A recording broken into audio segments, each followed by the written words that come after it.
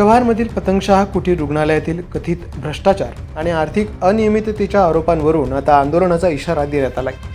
गजानन साहने यांनी येत्या 14 ऑगस्टपासून रुग्णालयासमोर बेमुदत आमरण उपोषण करण्याचा निर्णय घेतलाय। पतंगशाह कुटीर रुग्णालयातील कथित भ्रष्टाचार, आर्थिक गैरव्यवहार आणि माहिती अधिकारांतर्गत मागविलेली माहिती न मिळाल्याच्या निषेधार्थ गजानन संजय साहने यांनी 14 ऑगस्ट 2026 रोजी सकाळी 10:30 वाजल्यापासून रुग्णालयासमोर बेमुदत आमरण उपोषण करण्याचा इशारा दिला। याबाबतचं निवेदन त्यांनी वैद्यकीय अधीक्षकांना सादर केलंय। रुग्णालयातील वातानुकूलित यंत्रणांच्या कथित अनधिकृत वापरापासून ते खरेदी व्यवहारांमधील गैरप्रकारांपर्यंत विविध मुद्द्यांवर साहने यांनी यापूर्वी अनेक तक्रारी केल्या होत्या। तसेच शासनाकडून प्राप्त झालेला निधी, खर्चाचा तपशील, निविदा प्रक्रिया, GST बिले, खरेदी आदेश आणि इतर आर्थिक कागदपत्रांची माहिती त्यांना माहितीचा अधिकार अधिनियमांतर्गत मागवली होती।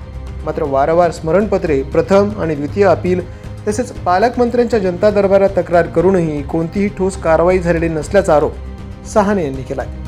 माहिती अधिकार कायद्यानुसार मागवलेली संपूर्ण माहिती अद्याप उपलब्ध करून देण्यात आलेली नसून संबंधित प्रकरणात जाणीवपूर्वक दिरंगाई होत असल्याचा गंभीर संशय त्यांनी व्यक्त केलाय। प्रशासनानं तातडीनं निष्पक्ष चौकशी करून दोषींवर कायदेशीर कारवाई करावी, अन्यथा 14 ऑगस्टपासून सुरू होणारं आमरण उपोषण बेमुदत सुरू राहील असा इशारा गजानन साहने यांनी दिलाय। आता या प्रकरणावर प्रशासन काय भूमिका घेणार याकडे सर्वांचं लक्ष लागलंय।